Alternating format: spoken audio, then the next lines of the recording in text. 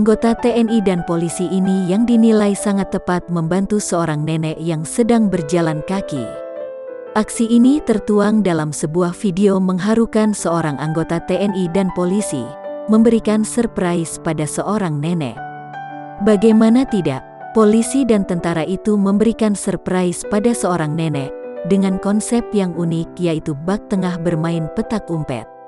Video itu diunggah oleh akun Instagram @lintas.military.